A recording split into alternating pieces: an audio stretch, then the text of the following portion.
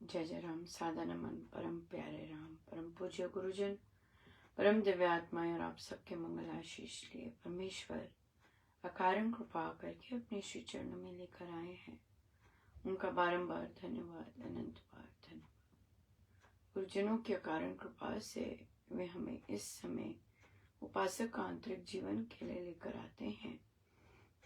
उनका बारंबार धन्यवाद, अनंत बार धन्यवाद, अनंत बार धन्यवाद।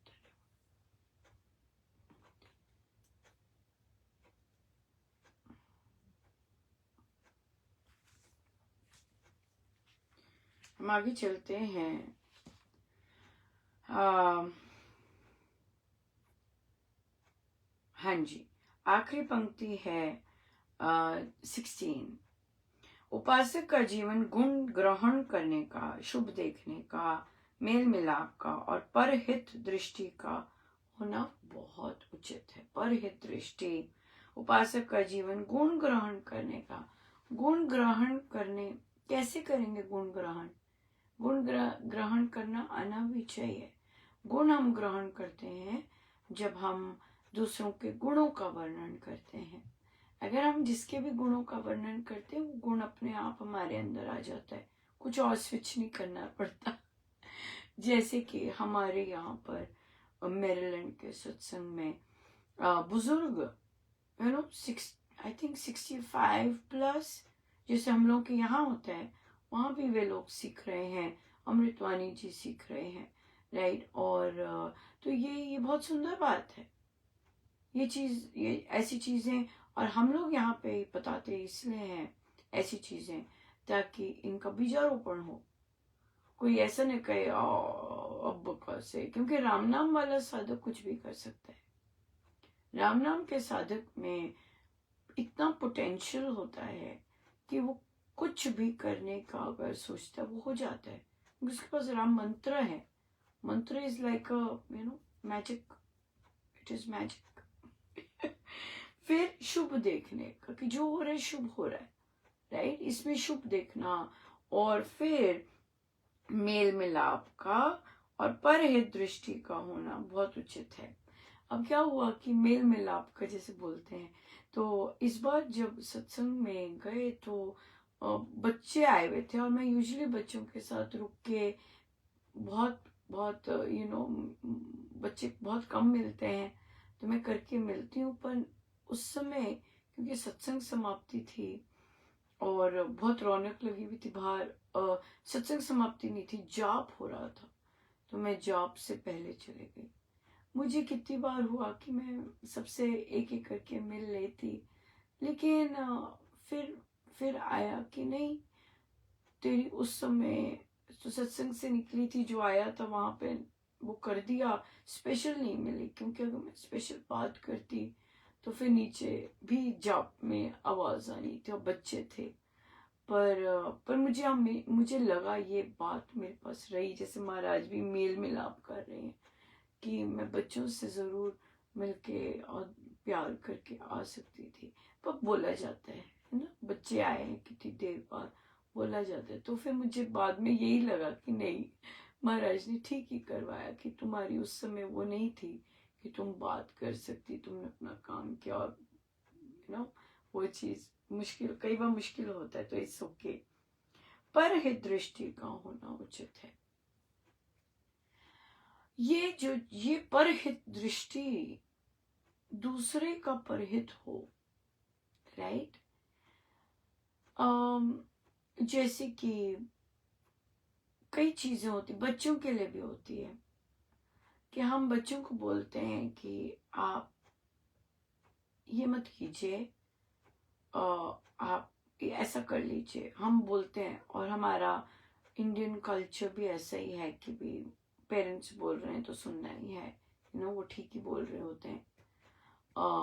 पर दृष्टि, इंटेंशन वो पॉजिटिव होती है, लेकिन कई बार हमारे बोलने का ढंग और हमारे कहने का ढंग ऐसे लगता है कि बच्चे क्या सोचते हैं कि हमारे दोष निकाल रहे हैं। यस। तो क्या होता है, तो इसलिए जैसे हम एड्रेस करते हैं सिचुएशन, वो चीज बतानी बहुत जरूरी होती है कि आप इतना ज़्यादा ऐसे ले रहे हैं, मुझे थोड़ा सा चिंता हो रही है, आपकी तबीयत ना खराब हो जाए। राइट, बात करने का जो ढंग है, या और इसी तरह का तुमने तो यही करते रहना है ना, तुम्हारा तो काम ही यही है। ये जो चीज़ है, अभी इस तरह से और दूसरी तरह से बात करने में बहुत अंतर है, परिदृष्टि ही है। अब जैसे यहाँ पर, जैसे हम सोशल मीडिया पर लाते हैं, हम सत्संग की बात करते हैं कि भाई ये चीज़ नहीं हो रही, हम इसकी बात करते हैं, ये चीज़ नहीं हो रही, ऐसी चीज़ें बात करते हैं। हम इसलिए नहीं करते कि उसका उसके हमारा इंटेंशन होता है कि वो जो उच्च श्रेणी पर है वहां तक पहुंचे। देखिए, जो आध्यात्मिक साधक होते हैं, जैसे अगर मुझे किसी ने कहा, मुझे भी आया कि अनुपमा प्लीज वो वाली चीज मत बंद कर दीजिए, वो हमें और सीखना है। तो मुझे पता है कि मैं अपनी विल से नहीं चलती हूँ। राइट, मुझे अगर महाराज पुश कर रहे होते हैं, और कई बार बहुत तेज होता है, तो मैं बंद कर देती हूँ। लेकिन कई बार रीजन मुझे पता होता है, पर मैं रीजन नहीं बता सकती सबको कि क्यों बंद करवाना है। राइट, इस तरह से बंद करना है। तो आपके पास महाराज ने एक और खोल दिया है, आइए वहां सीखिए, प्रैक्टिस ही करनी है ना। और मेन बात है कि जो सीखा है उसको रिपीट नहीं करना। हमारे पास बहुत सारा मटेरियल है, मुझे पता है मैं क्या गलत करती हूँ, मुझे बता दिया हुआ है कि मैं क्या गलत करती हूँ, तो मुझे सीखना है। ठीक है देखिए, कई बार क्या होता है, कई बार गुण साधकों में बहुत सुंदर होते हैं, लेकिन जो उनका बेस होता है, वो उसकी इंटेंशन कुछ और होती है। तो इसलिए वहां पर हम ये सब नहीं कर सकते, वहां महाराज का आया होता है। लेकिन जहां पर हम सत्संग को बेटर करने की और सुरताल करने की बातें करते हैं, वो सत्संग वाले ऐसे लेते हैं कि भाई हमारे हमारे दो उछाल रहे हैं। अरे भाई, अगर आपको इतनी तंगी होती है दोष उछालने से, काम ठीक कर लो। इतने बड़े बड़े इतने पुराने साधक हैं, क्या उनको ये नहीं पता कि काम ठीक कैसे करना है? क्योंकि वे अपने पे काम नहीं करते, उन्होंने अपने पे काम नहीं किया होता, इसलिए उन्हें पता नहीं चलता कि ठीक काम क्या होता है, और मनमानी के हिसाब से चलते हैं। राइट, मनमानी करते हैं, उन्हें पता ही नहीं चलता कि सुर में कौन गा रहा है, सुर में नहीं गा रहा, उन्हें पता ही नहीं चलता। उन्हें पता ही नहीं चलता कि या अगर पता चल रहा होता है, अपनी किसी और चीजों के कारण करने देते हैं ऐसी चीजें। राइट, तो ऐसे लोगों से महाराज ने बोला है, बहुत लोग बात करके पीछे हट जाते हैं। क्यों? क्योंकि इनका व्यवहार नहीं अच्छा होता। ऐसे लोगों का जब व्यवहार नहीं अच्छा होता, तो फिर कौन जाए बात करने? जब वन ऑन वन व्यवहार नहीं अच्छा, तो कौन जाए बात करने? फिर तीसरे लोगों को इन्वॉल्व किया जाता है, भाई आप देखो, आप बता दो। अब तीसरे लोग का की भी नहीं सुनी जाती, कोई चेंज नहीं आता। फिर हमें यहाँ पे लाना पड़ता है साधकों के आगे कि भी आप प्रार्थना कीजिए कि फला सत्संग का महाराज ने बोला है कि बड़ा नीचे आ गया है, इसे ऊपर करो, इस पर ध्यान दो, है ना। तो अगर हम और अगर अगर अगर हम ऐसी बात करते हैं, तो डेफिनेटली बैकलैश बहुत होता है, क्योंकि हर का पर्सपेक्टिव नहीं पता। प्रेम के कारण हो रहा होता है ये सारा, राइट। हम सबका परहित दृष्टि है भाई, परहित दृष्टि है कि अपने कर्म सुकर्म बना लीजिए, है ना। हम बहुत मौके देते हैं, अब तो परहित दृष्टि ही होती है कि परमेश्वर इतनी मेहनत करते हैं, परहित दृष्टि होती है कि अपने सुकर्म कर लीजिए, लेकिन प्रारब्ध इतने कसे हुए होते हैं कि नहीं कर पाते हैं। लेकिन हमने देखा है प्रार्थनाओं में बड़ा बल है ना, दूसरे के लिए परहित करने। परहित तो है कि आए महाराज बेचारे सत्संग जाते हैं, आप तो आनंद देते ही देते हैं इन्हें, आप आनंद देते जाइएगा, है ना। बाकी चीजें नहीं, एक डेकोरम होता है। जिसे मैं मन के रूपांतरण में बता रही थी कि महाराज ने कहा कि भाई बोलो जाके ठीक नहीं हो रहा सत्संग, और मैंने महाराज को बोला कि आप सर्व समर्थ हैं, आप अपने आप सिखाइए जो करना है। पर आपको क्या लगता है महाराज रुके होंगे? मुझे प्रवचन में बता दिया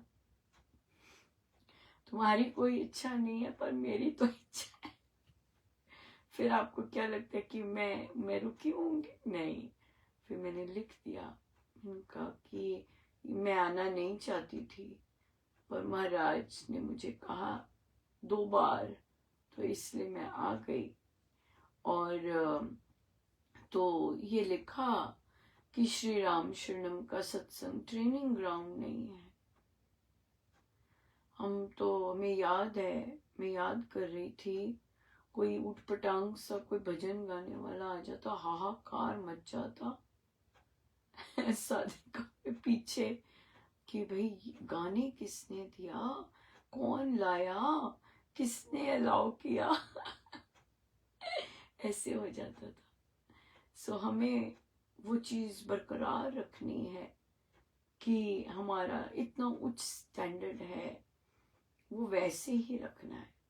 संडे को ही अगर सत्संग होता है तो संडे को ही साधक प्रैक्टिस नहीं करेंगे, वो सैटरडे को आके प्रैक्टिस करेंगे।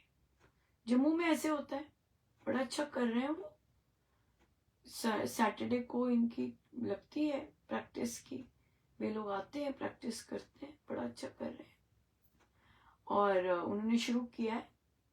तो यहाँ पर भी आप स्पेशल नहीं है,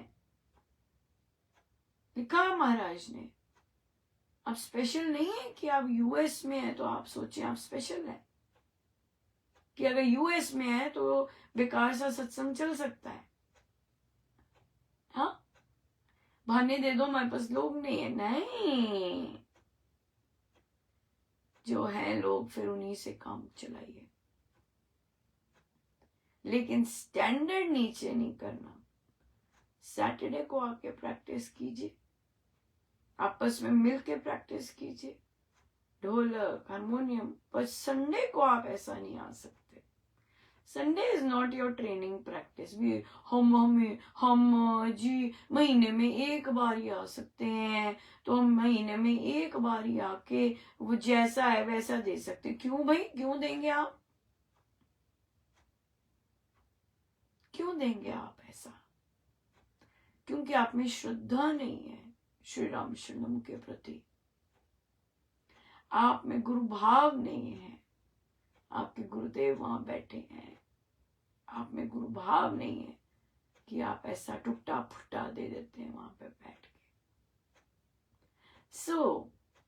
अब ये तो बोलना नहीं था मैंने कि आप में गुरु भाव नहीं है, मैंने तो सिर्फ फैक्ट्स ही बताया कि ऐसा नहीं होता है, राइट। ये किसी का घर नहीं है, कैसा भी गा लो।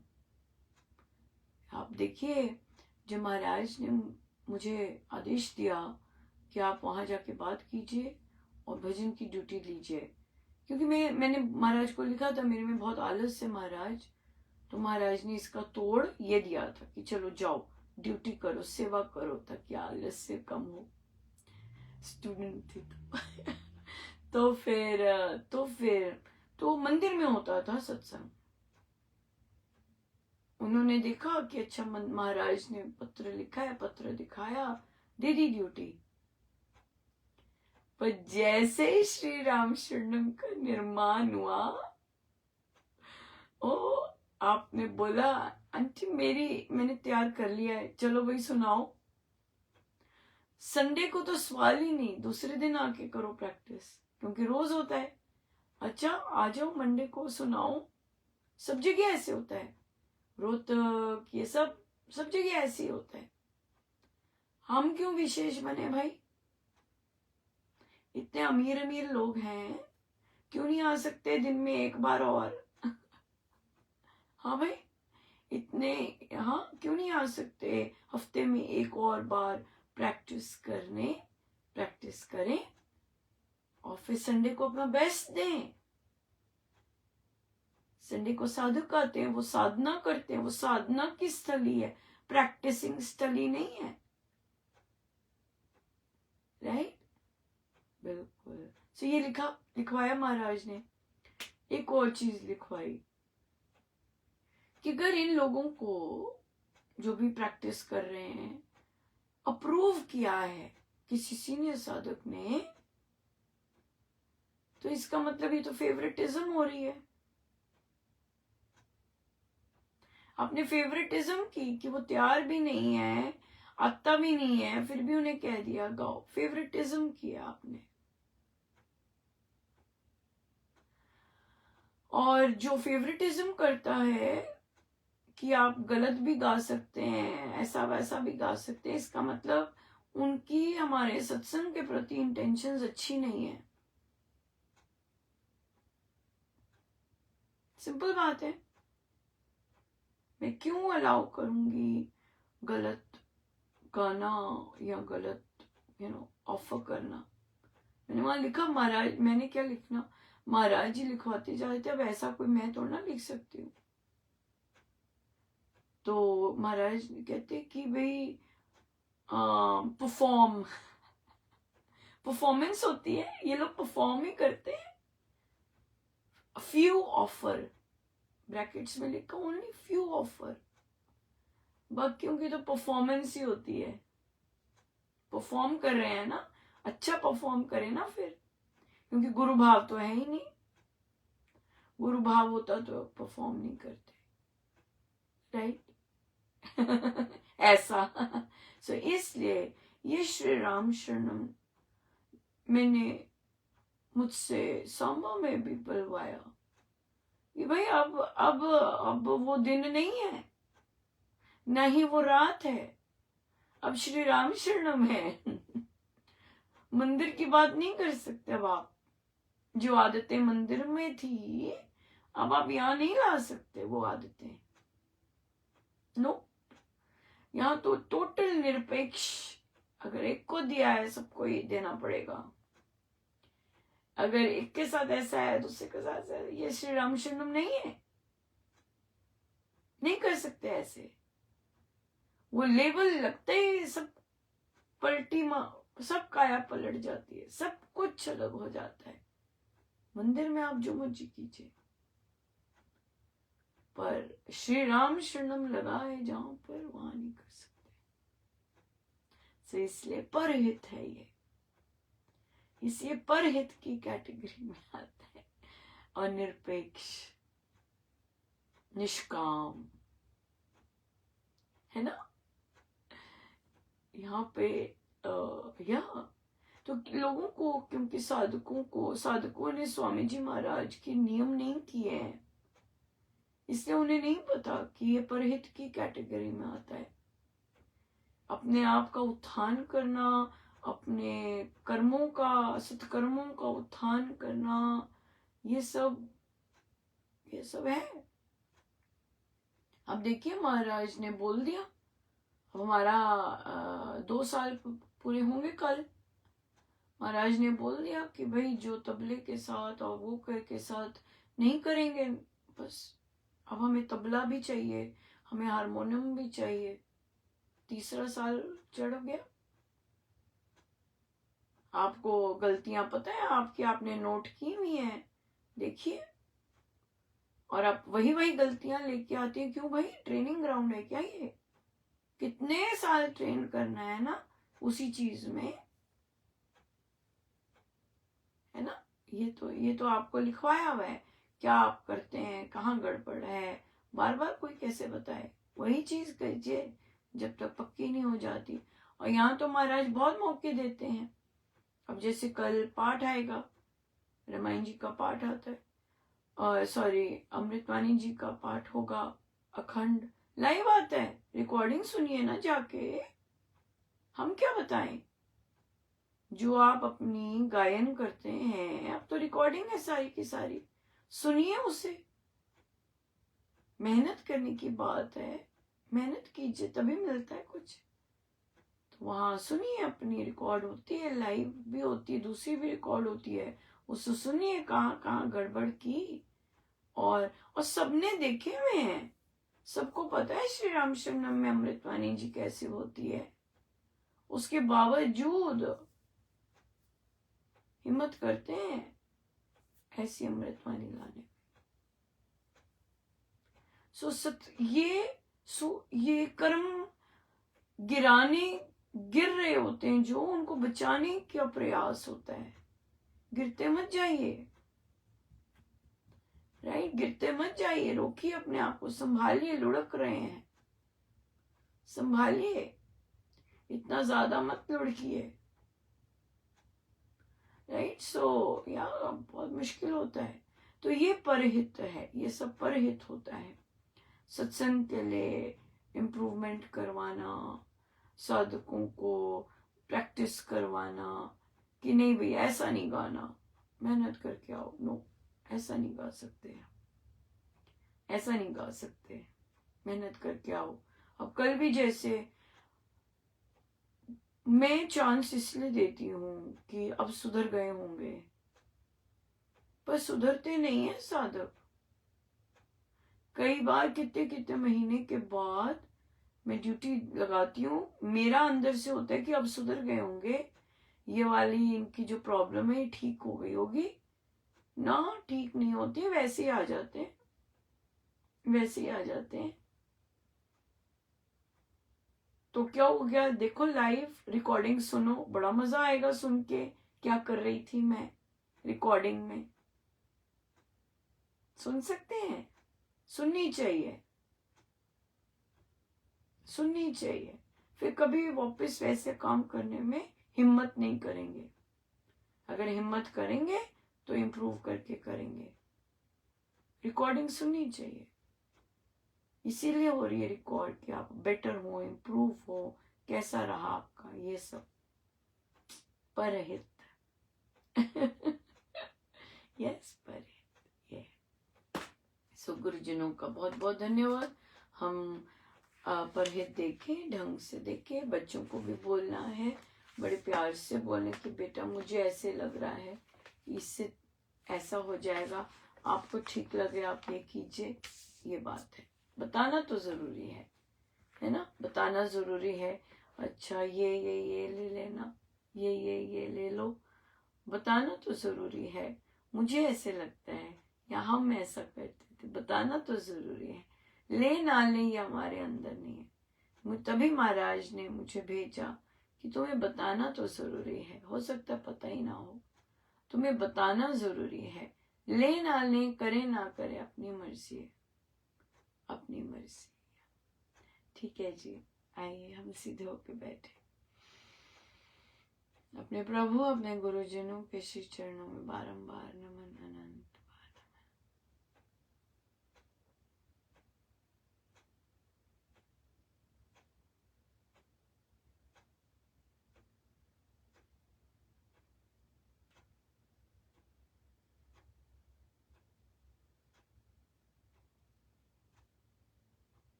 सब गुरुजनों का उनके श्री श्री चरणों में। जय जय राम, जय जय राम।